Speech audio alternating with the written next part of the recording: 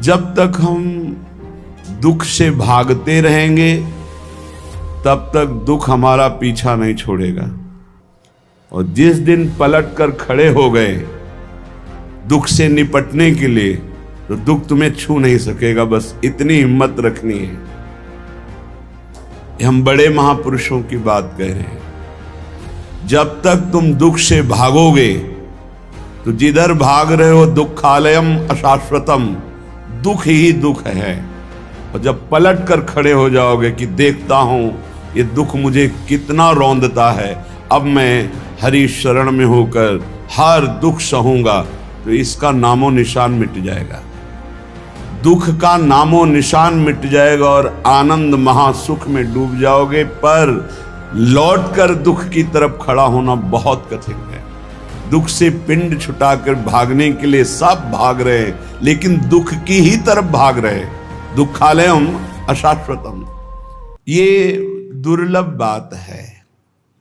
पर इसके लिए कमर कसना होगा कि हमें चाहे जितना दुख पड़े हम उस दुख को सहेंगे।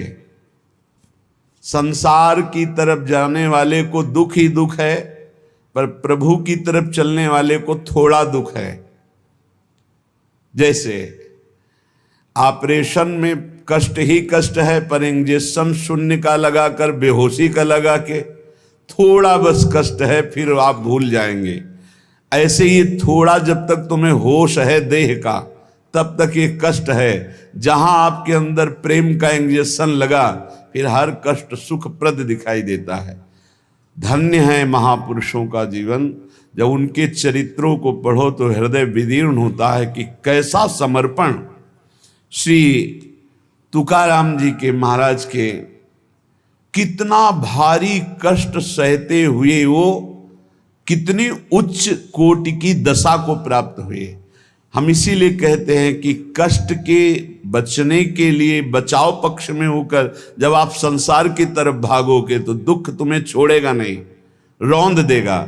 और जब तुम मुड़कर खड़े हो जाओ, आओ तुम्हें जितना देना है देख लो, कितना दुख दोगे, वो अपने आप दुख सुख के रूप में बदल जाएगा। ये लिख लो दिमाग में, डरना नहीं है। श्री तुकाराम जी से किसी ने पूछा, वैसे आत्मचरित्र वर्णन करना महापुरुषों के लिए बड़ा कठिन होता है, अपनी प्रशंसा या अपने चरित्र, पर जब उनके जन पूछते हैं तो करुणा करके वो बताने लगते हैं। तुकाराम महाराज जब हरि कीर्तन में अद्भुत अवस्था को प्राप्त होते तो ये देखकर भक्त जनों के हृदय में कि महाराज आपको ऐसी अवस्था कैसे प्राप्त हुई, तो सुनो हमारे ऊपर पांडुरंगा की कृपा हुई। पहली, मेरा जन्म आप लिख रहे हैं चतुर्वर्ण में हुआ, मुझे व्यवसाय मिला व्यापार का, लेकिन पांडुरंगा जब अपने में लगाना चाहता है तो व्यापार सफल कैसे हो सकता है, असफल हो गया व्यापार। सारी संपत्ति हमारी जाती रही, घाटा ही घाटा व्यापार में।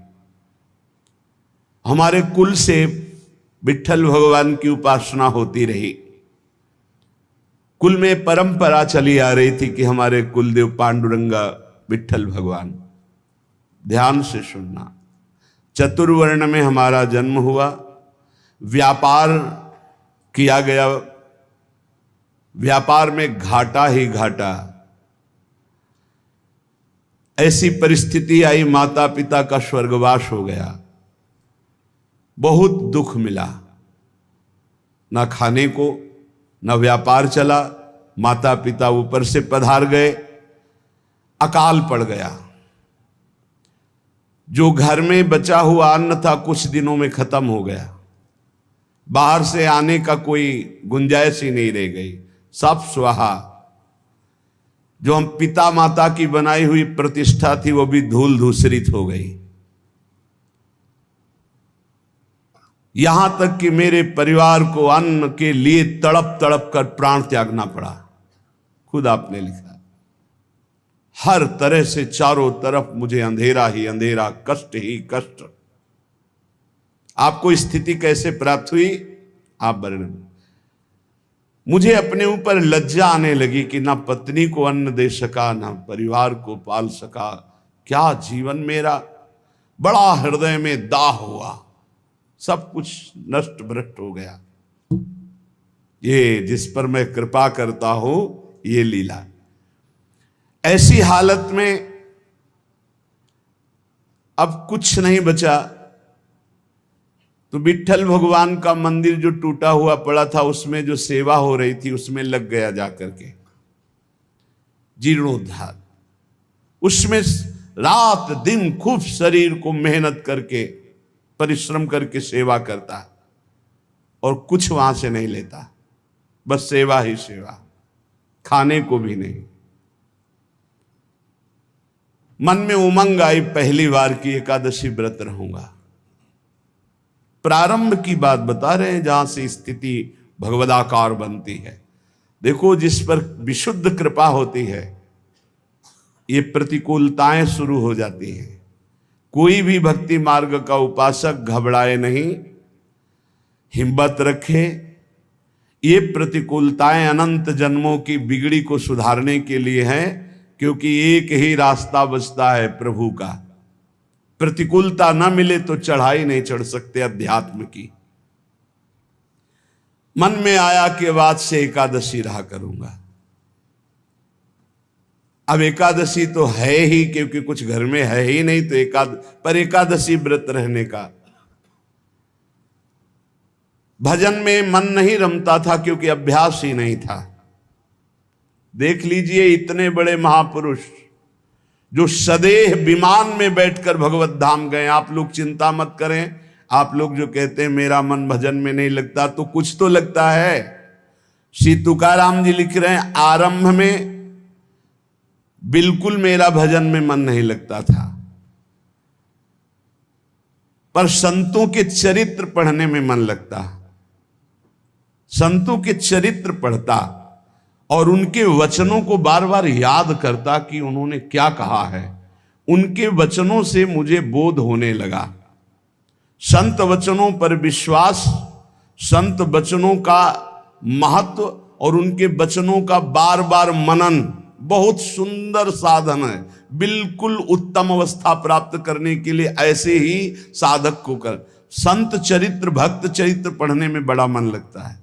उनके वचनों पर बड़ी निष्ठा, बड़ा भाव, उन्हीं के वचनों का बार बार मनन। अब मन लगने लगा कि जहां हरि कीर्तन होता है वहां पीछे जाके खड़े हो जाए। महाराष्ट्र में प्रायः खड़े होकर कीर्तन करने की प्रथा है।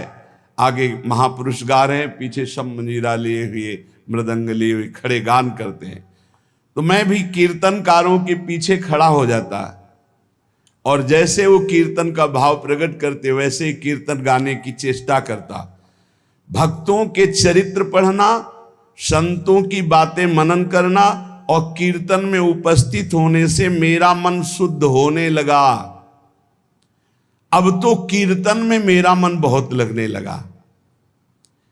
कीर्तन भजन करने वालों को जहां देखता तो साष्टांग दंडवत हो जाता और गिरकर उनके चरणों में प्रार्थना करता कि थोड़ा चरणामृत उतार लेने दो। तो वो मुझे चरणामृत उतारने का अवसर देते और जब मैं चरणामृत पीता तो मुझे अपार आनंद आने लगा। अब तो मेरी लज्जा चली गई। जहां संत को देखता, भक्त को देखता, कीर्तनकार को देखता, चरणों में लौट जाता और उनसे प्रार्थना करता कि आप हमको चरणामृत दे दें। वो हमारी दैन्यता देखकर चरणामृत दे देते। अब हमारे मन में आया कि शरीर को भारी कष्ट देकर भजन करो। ये निष्ठा, ये निष्ठा।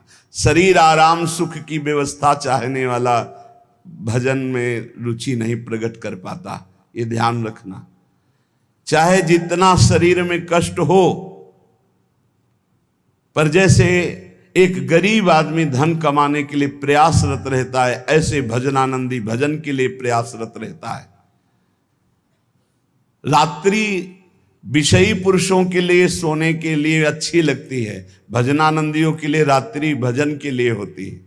थोड़ा विश्राम किया, जग के बैठ गए। बैठने की सामर्थ्य नहीं, फिर करवट ली हुई, लेटे हुए, आंख खोले हुए, मंत्राकार वृत्ति। समय हुआ शौच स्नान, अपनी दिनचर्या। नींद नींद कहां? जब तक भगवत साक्षात्कार नहीं तब तक नींद कहां, और जब भगवत साक्षात्कार हो गया तो नींद कहां? क्योंकि तमोगुण का पूर्ण नाश हो जाता है, त्रिगुणातीत अवस्था प्राप्त हो जाती है। ये निश्चय हुआ कीर्तन में जाने से, भगवत भक्तों के चरित्र पढ़ने से, भगवत भक्तों के वचन मनन करने से, भगवत भक्तों का चरणामृत पीने से, भगवत भक्तों के चरणांग में साष्टांग दंडवत करने से, कि शरीर को कष्टप्रद करके खूब भजन किया जाए। ये बड़े भाग्यशाली जो ये शब्द समझ पावे। शरीर को कष्ट रखते हुए भजन करना, चैन नहीं लेने देना, ये बड़े भाग्यशाली होंगे सो ये बात पकड़ पाएंगे। अब शरीर को कष्ट, अब बैठे हैं, जैसे श्री महात्मा बुद्ध जी ने कहा, इहासने सुस्यति में शरीरम, मेरा शरीर इसी आसन पर बैठकर सूख जाए, हड्डी टूट जाए, मांस गलित हो जाए, लेकिन जब तक ब्रह्मबोध नहीं होगा मैं उठूंगा नहीं। ये निष्ठाएं महापुरुषों की पकड़नी होती है। शरीर को बहुत सुखद नहीं, उचित भोजन, उचित नींद, रात दिन भजन। मैंने भगवत भजन में शरीर को घिस डाला। तुकाराम जी के रात दिन कीर्तन, रात दिन भजन। अब अच्छा लगने लगा तप, कष्टप्रद भजन, कष्टप्रद शरीर और खूब भजन अच्छा लगने लगा। ये मन का एक स्वभाव है। इसे भोगों में लगा दो तो ये भोगों की अभ्यास बढ़ाता चला जाएगा, और भजन में लगा दो तो भजन का अभ्यास बढ़ाता चला जाएगा।